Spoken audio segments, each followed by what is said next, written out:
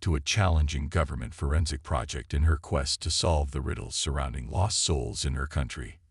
In spite of the many obstacles she faced, including her demanding job and this monumental undertaking, she found time to train in martial arts and lift heavy weights, strengthening herself and strengthening her relationships with dear friends. Health worries faded into the background amid the whirlwind of life's demands, easily eclipsed by her unwavering commitment. However, a confrontation with a fellow government employee unfolded like a stormy turn in the narrative of her life's drama as she navigated the challenging stage of her career. Along the twisting road to self-discovery and transformation, this emotional whirlwind served as more than simply a dispute. It was a catalyst, a wake-up call. This disagreement was deeper than that, in her view. A seismic change was announced by that niggling feeling. It was the turning point when she chose to leave the mayhem and disorder, the 40-hour workweeks, and the never-ending quest to find the answers in the mysterious world of the missing. She hung up the weights and left the dojo, far from the comforting arms of her companions. This is just the beginning, though. The story doesn't conclude here. This pivotal event signaled the beginning of her path towards introspection and rejuvenation, a path that took her to realms beyond consciousness. A major choice was taken on October 18, 2021, since everything was no longer falling into place.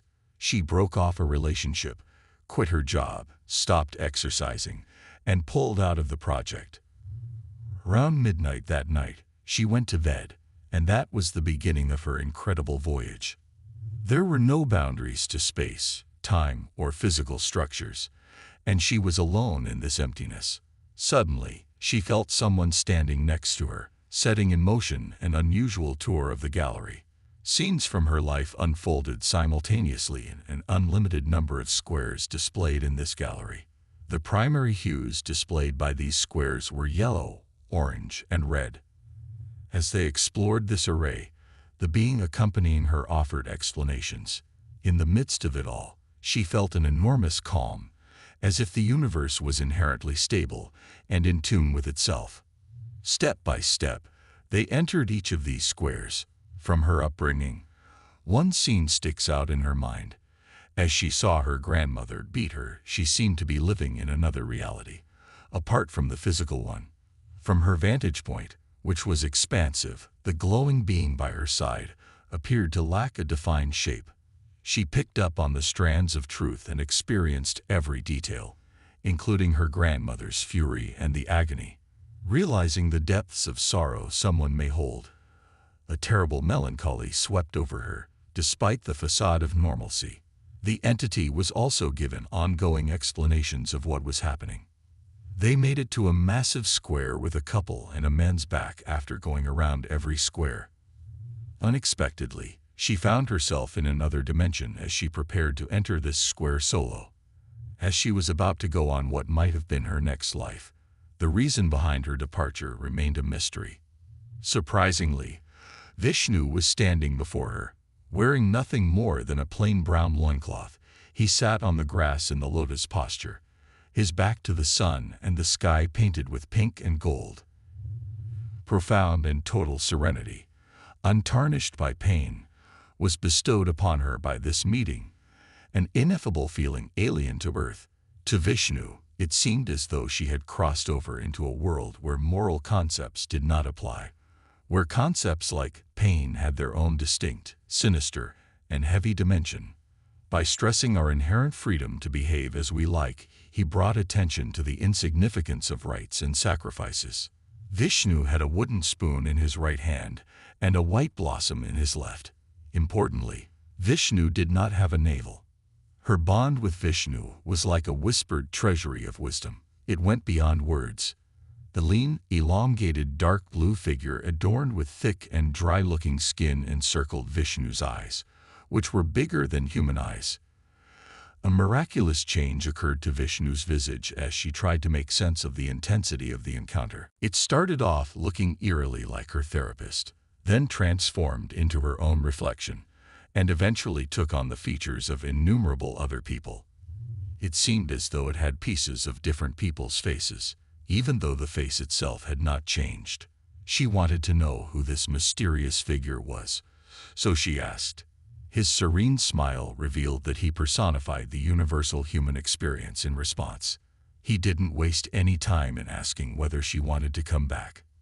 She had a sudden epiphany that the human experience is a medium through which we can investigate the full range of human feelings and sensations.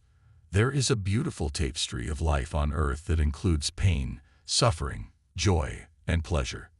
In the otherworldly dimension she had caught a peek of, he made it clear that these aspects of existence were illusions. As she regained consciousness, she noticed that her breath had briefly stopped, and she glanced across at his placid smile. As she stared at the ceiling, the deep calm faded, and she glanced at her phone and saw that it was 1:00 in the morning. She was unsure whether her intense experience was real or a hallucination, so she decided to keep it a secret at first. Her condition deteriorated further, and she was eventually diagnosed with a malignant ovarian tumor. She had a brief period of clinical death during the surgery to remove the tumor, but it was necessary. She was playing with a kid when she suddenly found herself in a peaceful area with green grass. The anesthesiologist slapped her in the face and yelled her name passionately as she regained consciousness. Because of this, she began to suspect that October 2021 might have been her meeting with death. She was more perplexed when, in her search for explanations, she discovered unbelievable similarities between her story and Hindu mythology. She sought an explanation for the images, and the psychologist suggested that her subconscious might be revealing dormant knowledge. However, her upbringing in a deeply Catholic family was at odds with this. Instead of the Christian symbolism she had expected, Vishnu was there to greet her. Her health was restored after further medical investigations detected a benign lump in her uterus. She got back to work on her project and finished it. She now hopes to fully immerse herself in life, experiencing all its nuances and delights. Sometimes she wonders if others would act differently if they knew what she has gone through. She became more self-assured, committed to doing no harm to others, and infused with a sense of duty after her life-altering experience. Her fear of dying has been alleviated by the realization that she is not alone in her experiences. As her story comes to a climax, it is a powerful reminder that NDEs may happen to anybody, regardless of their religious beliefs. She welcomes any and all ideas that go beyond religious dogma or the Bible.